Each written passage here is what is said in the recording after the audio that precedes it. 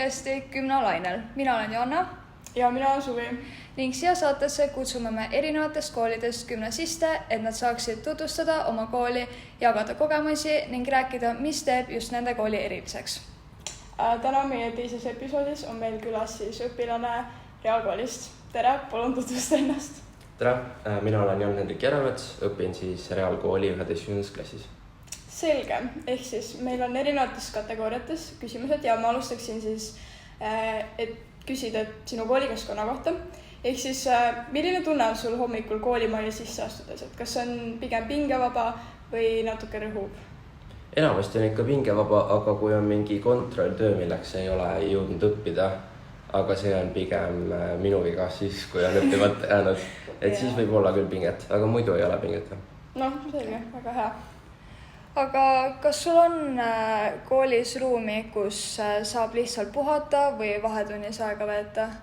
Mingid puhkenurkasid? Meil koolis praegu me oleme asenduspinnal viimast aastat, ehk kui need 9. tuleksid, siis Reali, siis nad tuleks sinna uude majja, mis nüüd valmib selleks ajaks.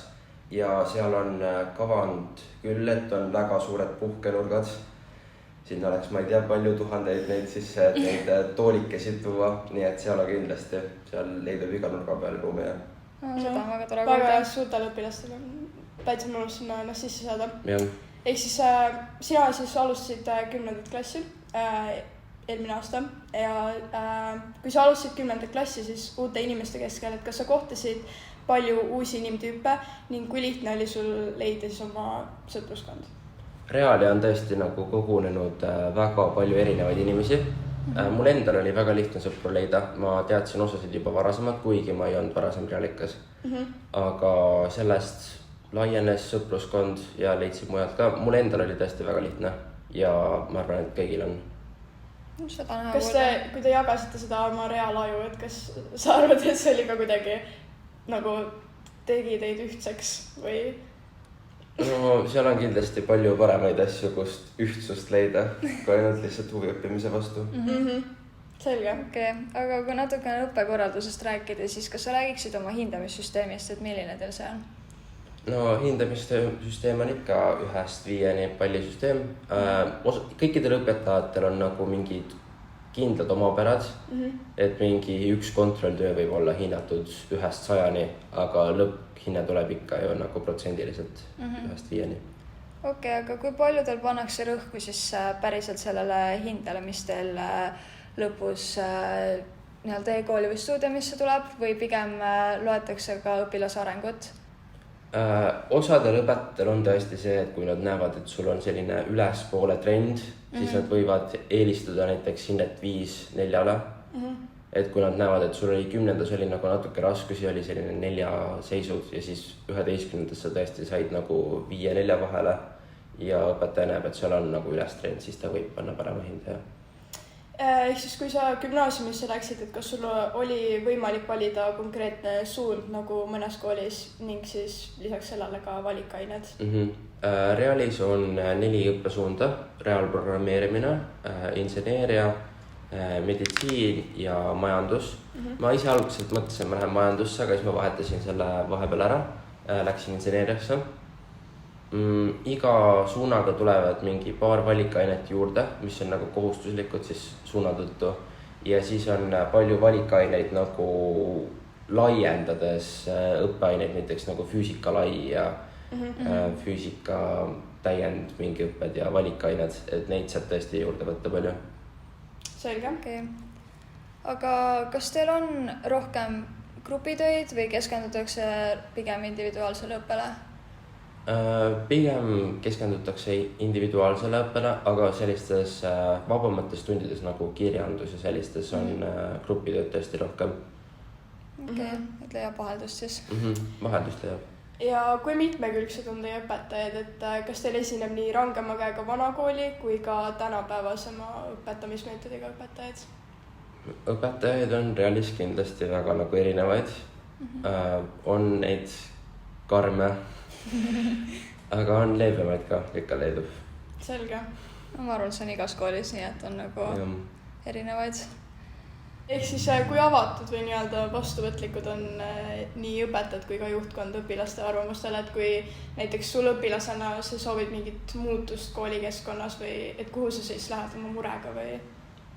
Minu meelest on meil tõesti juhtkond on väga vastuvõtlik kõikidele ideedele, muredele. Et kui sul on tõesti nagu endast sõltuv nagu idee või mure, siis nad ikka tulevad vastu. Ja kui on mingi suurem idee ja see tõesti oleks näiteks mingi koolikeskkond arendav, siis nad oleks väga vastuvõtlikud minu meelest. Aga kas teil on õpilasesindus ka? Meil on Eesti kõige rikkam ja kõige suurem õpilasesindus. Sina siis oled osa sellest ja kas sa tahad natuke rääkida oma kogemusest seal? Et meil oli eelmine aasta vist 103 või midagi sellist liiget. Meil on nagu nii suur, et meil on mingi komisjonideks jaotatud ja meil on juhatused asjad. Meil on õpilasesinduse presidendi valimised vist septembri viimane nädal. Alati iga-aastane traditsioon. Nii palju nagu õpilaste oma algatusel tehtud üritusi. Juhtkond on väga vastuvõtlik alati selles osas, et kui see ei häiri mingit muud kooli traditsioonilist üritust ja ruum on võtta, siis alati antakse roheline tuli. Peaaegu ükskõik, mis on väga hull asja enamasti ei korraldata. Et juhtkond peaks ei ütlema. Aga jah, kõikidele on võimalik teha nagu midagi, mis nad tunnevad, et kui nad tahavad panustada, siis neil on alati võimalus selleks ja abistada. Aga kuidas teil õpilased muidu kaasa lähevad nende üritustega, et kas võetakse nagu vastu need? Oleneb üritusest, et kui on tore üritus, ikka tullakse kohale. Oleneb ka sellest, et kas on mingi pilet vaja ka osta või ei ole. Et kui piletit ei ole vaja osta ja on tore üritus, siis ikka tullakse kohale. Ja et kas on mingid kriteeriumid, kui sa soovid sinna õpilasesindusse sisse astuda või? Õpilasesindusse sisse astumiseks kriteeriumid ei ole. Kui juhatusse tahad, siis on natuke keerulisem, aga tavaliikmena saab ka palju tehtud. Selge. Aga kui rääkida veidikene teie kooli eripäradest, siis mis on teie kooli eripära ja mis eristab teie kooli teiste seast? No real nagu paistab välja, kui on mingid erinevad eksamid ja testid, et siis on kõrgemalt tunduvalt olümpiaadide tasemelt kõik, kuidas ette valmistatakse olümpiaadideks, siis õpilas oma tegevusel oleme nagu väga Eesti tipus minu meelest selles osas. Aga kas teil on eraldi mingi nagu prep ka nendeks olümpiaadideks või teil lihtsalt lähtegi oma tunnid? Enamasti on ja ikka mingi ettevalmistus õpetajaga koos, mingi konsultatsioonitunnid ja nii. Selge. Aga kas sa siis jäid oma gümnaasiumi valikuga rahule ning kas pidite silmitsi seisma ka mõningate üllatustega, millega te varem näiteks kursis ei olnud? Mina olen väga rahul, et ma reali läksin. Veidike probleemi tekkis ajapuudusega, aga see on minu probleem, sest ma olen natuke hull, olen endale võtnud mingi 20 asja, millega tegeleda. Enamasti minu meelest nii hullu seda ajapuudust ei ole olnud, kuigi reaalis on mingi tempo peal, aga see ei ole nagu sul on võimalik teha asjadega, et ma osalesin raketis, Rakett 69, mängisin aktiivselt klaverit, käisin trennis, oli sõpradega aega väljas käimiseks, poole ajast elasin üksinda, koristasin, käisin poes, tegin süüa.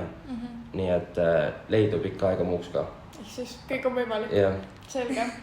Ja me siis lõpetaks kiire rapid fire küsimustega. Ehk siis ma alustan, et sinu jaoks koolitoit jah või ei?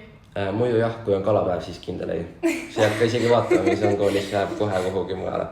Nii, mis on sinu meelest tund, mis võiks koolipäevast kaduda? Endale mulle võib-olla väga kirjanduse meelde. Selge. See võib olla. Ja mis on sinu lemmikkoht koolimajas? Puhvetiala. Selge, õues ka käid? Meil väga ei ole praegu õue sellist ala, kus käia.